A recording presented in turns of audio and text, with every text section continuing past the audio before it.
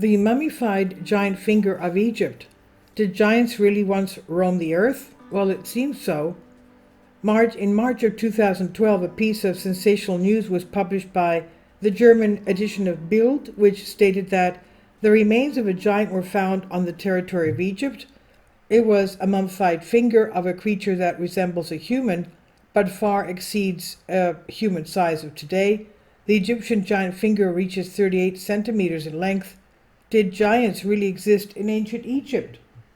Well, we know they existed in ancient Greece, and especially specifically in ancient Crete. And it's even written in the Holy Bible, in the Old Testament, that the Philistines were actually Cretans.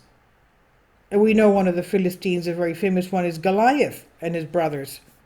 So, yes, there were giants in the old world. In March 2012, a piece of sensational news was published in the German edition of Bild, which stated that the remains of a giant were found in Egypt, and it was a mummified finger of a creature that resembled a human but far exceeds the size of a human. The giant Egyptian finger reaches 38 centimeters in length, and to compare the size, there is a banknote next to it. And according to the publication, the photos are dated 1988, but they were provided for the first time, moreover exclusively for this German newspaper.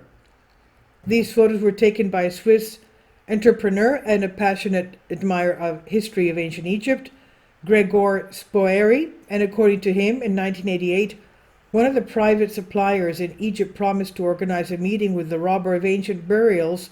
So you can know they're of course tomb robbers. Now the ancient tomb robbers and selling the artifacts. The meeting took place in a small house in Bir Hooker, 100 kilometers northeast of Cairo, and he showed the Spoeri a finger wrapped in rags. According to Spoeri, it was a strong-smelling, oblong-shaped bag. I guess it stunk, putrid, and its contents were amazing. Spoeri was allowed to hold the relic as well as take a few pictures because he paid $300 for it. For comparison, he put next a banknote of 20 Egyptian pounds. The finger was very dry and light, and Spoeri noted that it was unbelievable. The creature to which it belonged should have been at least 16 feet in height, over 5 meters in height.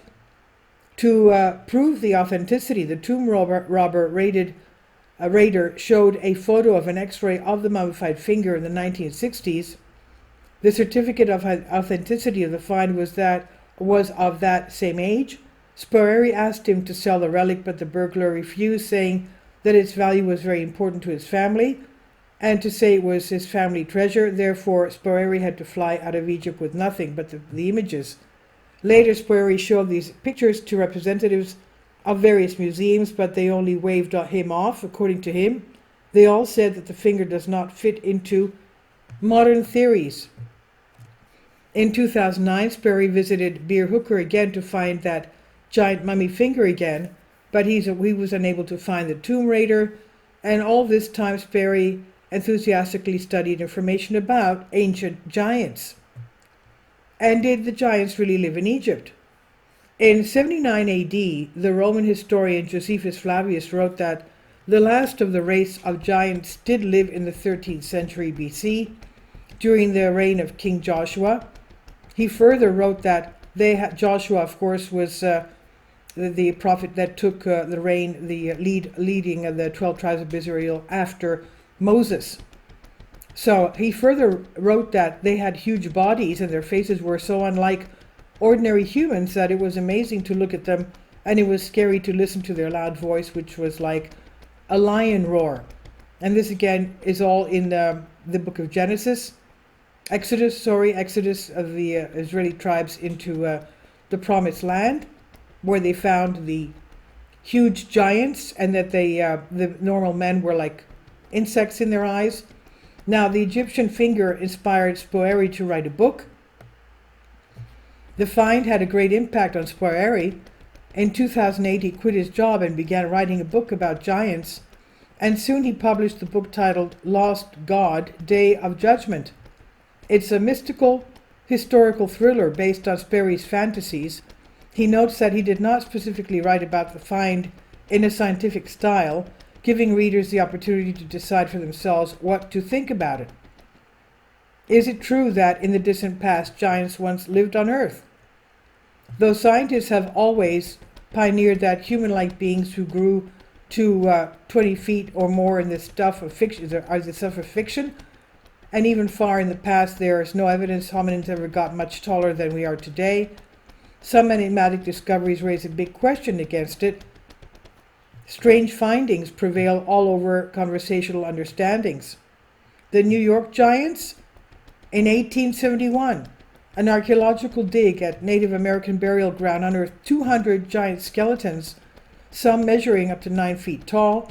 It was also estimated that, let's remember at that time, people were about 5 foot tall. At the time the discovery of these remains was widely reported in the media, but today the remains have disappeared. The giant footprints? One of the most famous giant footprints was found outside Puluzi, South Africa. It was found 100 years ago by a hunter, and locals claimed it the footprint of God.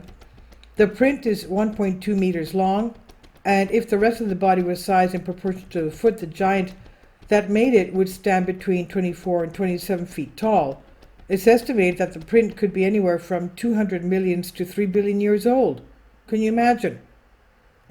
Around the world there have been similar footprints found embedded in age-old rock. In San Jose, 2.5 meter footprint was found near a local ranch. Whatever made it would have towered over even the giant from Puzuli in South Africa. And in the same city, another 1.5 meter footprint was found on a cliff. In August 2016, in Guizhou, China, a set of footprints was discovered with each print nearly 2 feet long and indented nearly 3 centimeters into solid rock. Scientists have calculated that whatever made the prints would have been over 13 feet tall. In 1912, a 4-foot-long print was unearthed in South Africa, which was dated at over 200 million years old. Whatever humanoid made the print would have to be over 27 feet tall. Similar footprint was found in the jungle of Lazovsky in Russia. The giants of Death Valley in the United States. In 1931, a physician by the name of F. Bruce Russell discovered some caves and tunnels in Death Valley and decided to explore them with Daniel Bovey. What they at first assumed to be a small cave system turned out to go on for 180 square miles.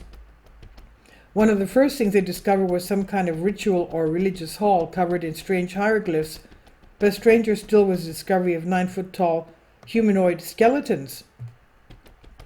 The story was first officially reported in the San Diego newspaper in 1947.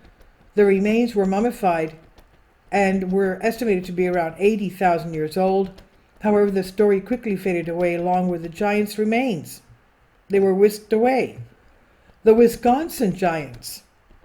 Scientists are remaining stubbornly silent about a lost race of giants found in some burial mounds near Lake Delavan in Wisconsin in May 1912.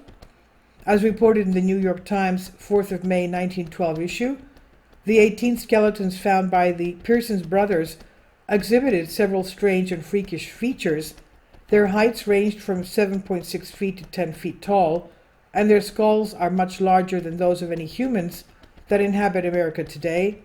They tended to have a double row of teeth, elongated heads, 6 fingers, 6 toes, and like humans came in different races. This is only one of the many accounts of giant skeletons found in Wisconsin. And then we have the Lovelock Cave red-headed giants of ancient Nevada. From 2600 BC to the mid-1800s, Lovelock Cave in Nevada was supposedly in use by a race of red-haired cannibal giants.